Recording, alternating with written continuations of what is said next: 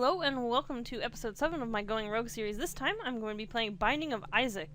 Binding of Isaac's probably the roguelike I'm the best at, which isn't saying a whole lot because I've played about 15 hours of this game and I haven't beaten Mom, which is the main boss. Spoilers, I guess, but that's kind of...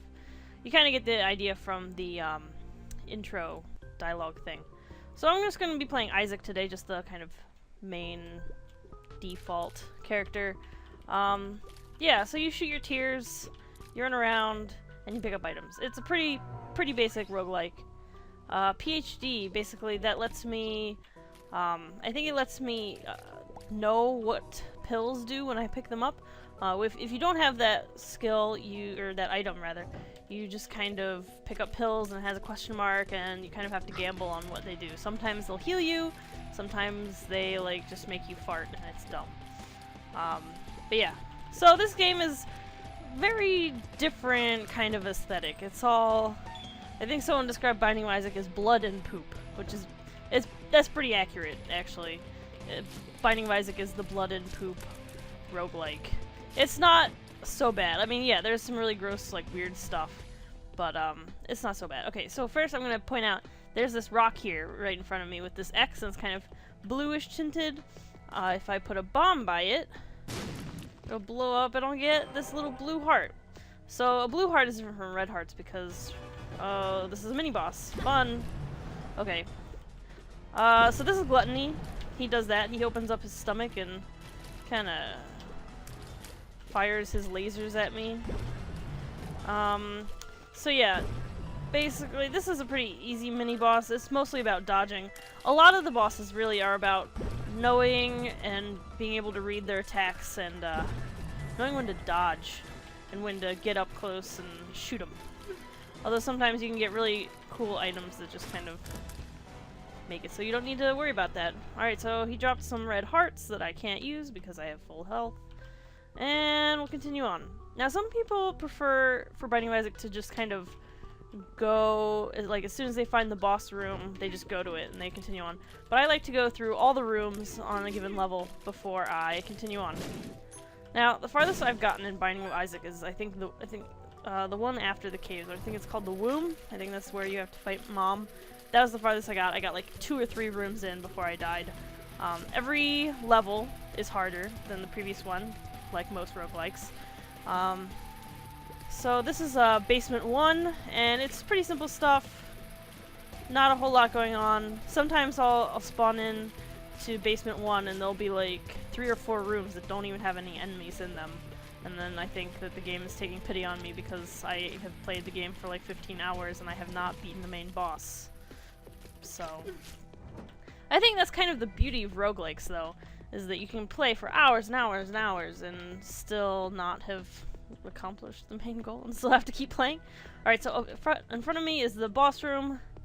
I'm not gonna go back and get those other hearts. I'm just gonna go on. Alright, so we've got the Duke of Flies here. Okay, so this is a pretty standard first boss. It's not too bad. You mostly just have to keep your distance. You know, take care of the flies he sends out that come your way. But most of them kind of stick to him, so that's why you kind of keep your distance. Shoot at him when you can. It's not too bad though. But you know, don't get too reckless with these flies. Yeah, they're just the little flies, but you know, if you let them touch you too much, obviously you're not gonna do so well. Ah! So you can see, you know, little mistakes can really mess you up in this game. Especially if you keep making those stupid little mistakes. They'll keep compounding on you, and eventually you'll pay for it. Although I think no, I'm not gonna make any guesses about how well I'm doing. I'm just gonna keep trying to survive. But yeah, so I've got the expansion for this game, Wrath of the Lamb. I was trying to put off buying the expansion, or DLC, or whatever you want to call it, really, till after I beat Mom for the first time. However, you know, I was like 13 hours in, and I was like, you know what, screw it. Because Steam sales, you guys, those happen, and like I think it was like 30 cents or something when I got it, so I was like, I'd be stupid not to just get it at this point. So I did. It adds, the DLC Wrath of the Lamb adds some, oh, I need to be really careful. This is actually taking a long time, and I'm not sure why. I feel like he's sending out way more flies. Maybe it's because the one item that I got on this floor is just really crappy, and not, yeah, okay, that happened. Let's go one more time. One more time, and if I fail, then, you know, whatever. Alright, so, as you can see, I hit replay, so I'm back at Basement 1, but as you can see in the bottom left-hand corner, it says Cellar 1. That's because of the Wrath of the Lamb expansion pack DLC thingy. These spider enemies are Wrath of the Lamb enemies introduced with that stuff. And I don't like them. I don't like the way they jump. I don't like jumpy enemies. There's enemies in the main game as well. I don't know what you call them. I call them jumping jacks because they look like, you know, what you look like when you do jumping jacks, but without a head. Alright, what's this? Dead Sea Scrolls. Space to use. I'll wait till I get to a room with mobs to use them. Yeah, I might as well. Wiggle worm? I don't know what that means. I don't know. I don't know how that's useful or what that even means. Alright, so thanks, Dead Sea Scrolls. Okay. Well, for some reason I was able to use it twice. I'm not sure what the wiggle worm thing meant. But Mr. Bomb was okay. I don't think I actually got the mini-boss with any of those bombs. But, you know. Not a problem, because he is dead now. Alright, got a coin. What is this? Anarchist Cookbook. I don't remember what this does. Like, my problem is, like, I've watched so many episodes of Northern Lions, Binding of Isaac, and now I don't even, like, all the items start to run together. I'm gonna keep Anarchist Cookbook, because I think I remember it being pretty good.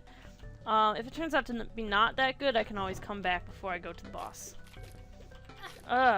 Spiders. GTFO, please. Alright, I'm gonna try it, see what happens. Bombs everywhere, that's cool, and killed me. Alright, well, okay, so I didn't do too well, which is funny, because, you know, I started off by saying that this was the one that I'm the best at. But, yeah, sorry. I'll try harder next time. But, next episode for Going Rogue, I'll be back to Risk of Rain again. I've been practicing that a bit, so I think I should be a bit better. I might actually beat the first boss this time. Hopefully, we'll see. So, thanks for watching, thanks for sticking around, and I'll see you next time with Risk of Rain.